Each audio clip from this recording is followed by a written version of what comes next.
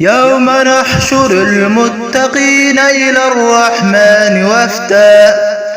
ونسوق المجرمين إلى جهنم وردا لا يملكون الشفاعة إلا من اتخذ عند الرحمن عهدا وقالوا اتخذ الرحمن ولدا لقد جئتم شيئا إدا تكاد السماوات يتفطرن منه وتنشق الأرض وتقر الجبال هدا